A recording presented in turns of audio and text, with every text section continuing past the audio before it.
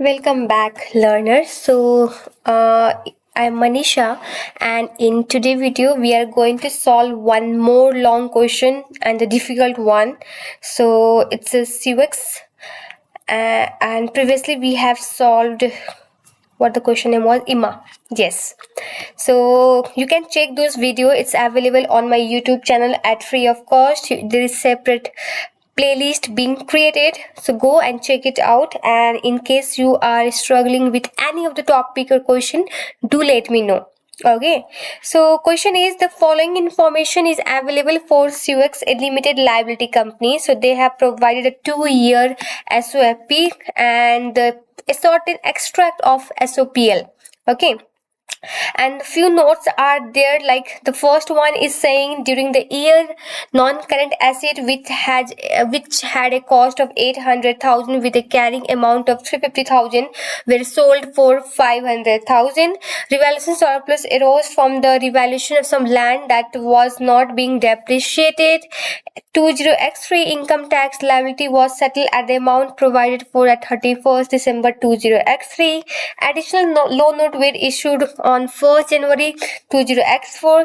Interest was paid on 30 June 20x4 and 31st December 20x4. And dividend paid during the year end amounted to 750,000. Complete the following statement of cash flow for the year ended 31st December 20x2 for SIOUX. So what I believe, cash flow statement is very easy question. So if you know how to calculate the cash paid and cash that received regarding any income or any of the laser, then you can get score 15 marks very easily, because the format is already been provided in the exam. You just need to calculate the figures, and or some figure might be ready made, you need to pick up from this. So it's very easy question and it's scoreable area, I believe. So I must say you guys to have a good grip over this concept. Okay, so for first one is, there is two options: profit before tax or profit after tax. So here you need to tick on the profit before tax. Why? Because we need to subtract the tax from the below portion, so that's why we will choose profit before tax. Here we will write on profit before tax, and here we will take the figure from the P&L given, which is your 2350. So 2350 is the profit before tax, and we will take this figure 2350 and write it down here. One more thing that you need to check whether the 30 common has been taken or not. The answer say requirement has indicated to take the 30 common, and also in the question they have taken the 30 in the common, so that's fine, no worries. Okay, so we are done with the first one, 2350.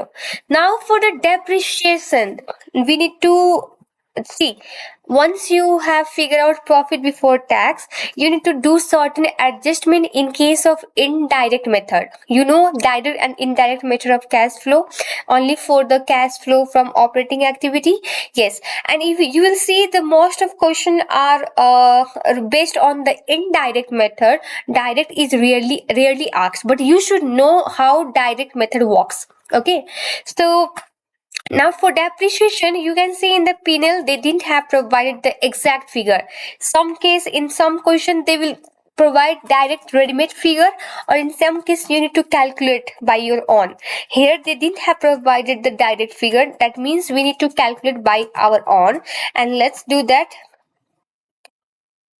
How can we do this calculation for the depreciation charge for the year?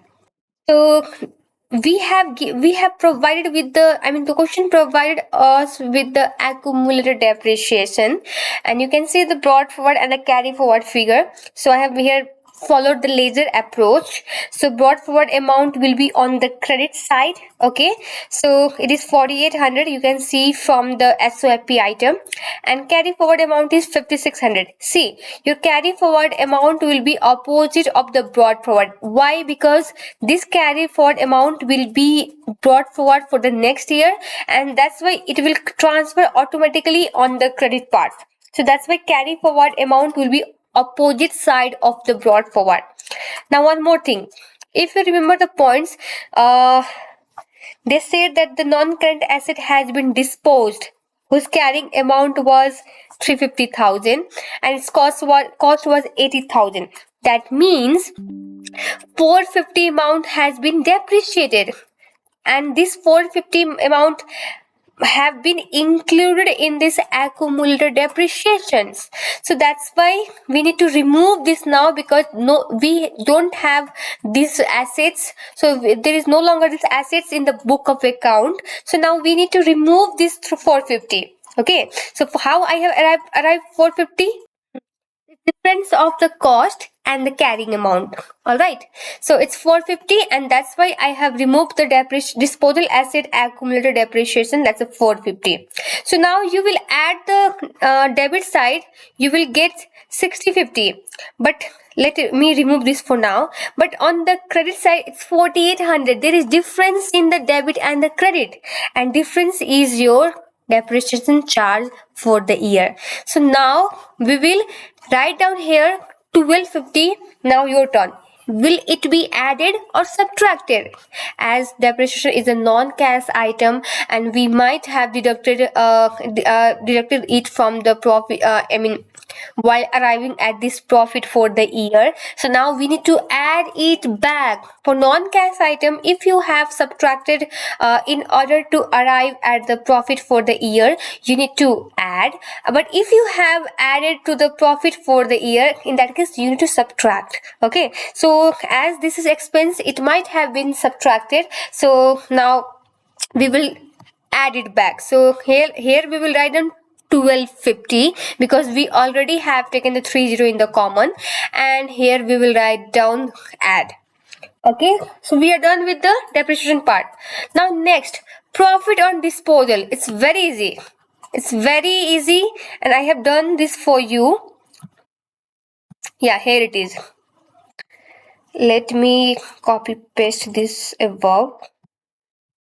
Yes, so it's very easy. In the notes they said that during the year non-current asset cost was 800,000 and the carry amount was 350,000, but sold for 500,000. So sale proceed was 500,000, but carrying amount was 350,000. So difference is profit 150,000, and this profit has been added to this profit for the year. So now we need to subtract. So that means here we will write down 150 only. Why? Because we need to take the 30 in the common, and here we will subtract 150. Alright, now movement in the inventory. It's very easy. You just need to go to SOP and look for the inventory item. Yes, inventory has been decreased, means we have reduced the purchase. Okay, so if inventory has been increased, that means we have increased our purchase of the stock. That's why those items are remaining in the stock. So our more cash has been outflow. But if inventory is decreasing, that means cash is inflow, means we have sold goods to the customer. So customer has paid cash for that, to cash inflow. So by how much amount inventory is decreasing? It's 400. Difference of 3400 and 3800. Right, so we have received the 400 from the customer by selling the goods, so it will be cash inflow. That's why we will add 400. We will add 400. Okay, now receivable.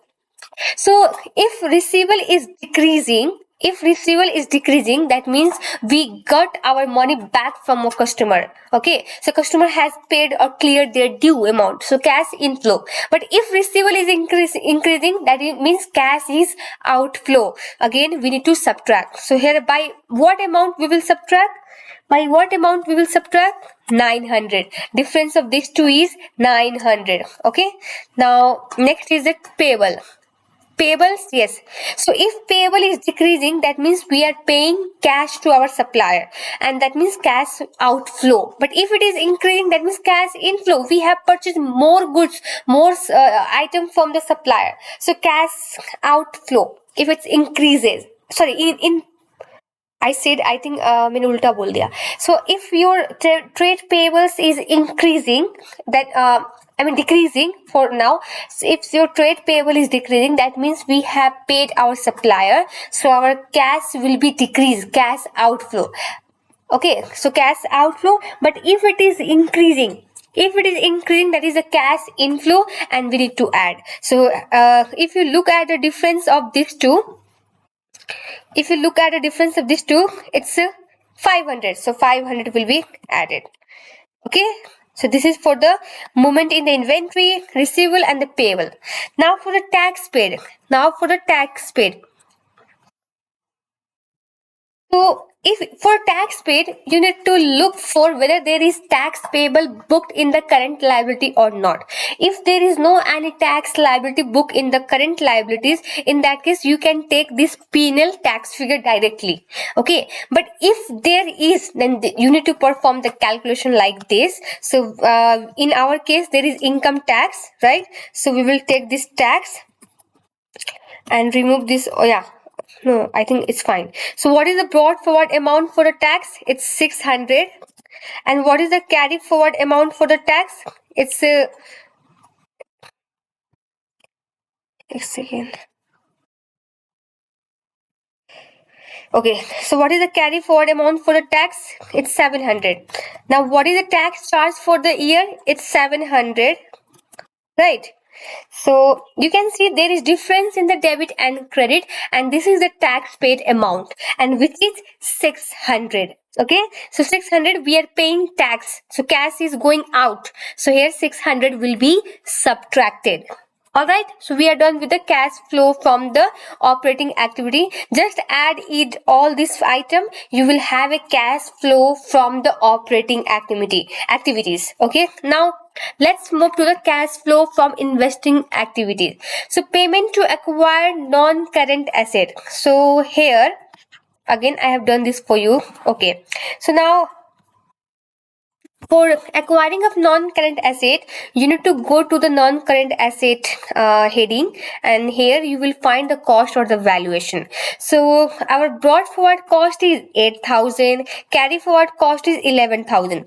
But if you remember in the notes, they said that they have disposed one of the non-current assets and whose cost was 800,000. So now this asset is no longer with us. So now we need to remove this value from the cost. So that's why I have posted this transaction on the credit side, so it will reduce my value by 800. I'm taking the 30 common. And one more thing, you need to check for the revaluation as well. Yes, there is revaluation. By how much amount revaluation has been increased? 500. So this 500 revaluation is for the year, so that's why I have added 500. Now let me remove this for now. So if you look at, there is difference in the debit and the credit, and how much is the difference amounts? It's 3,300. So 3,300 is the amount related to the purchase of non-current assets. So amount is going out, we have purchased the assets, so amount is going out to cash outflow. So here we will write down 3,300 and subtract.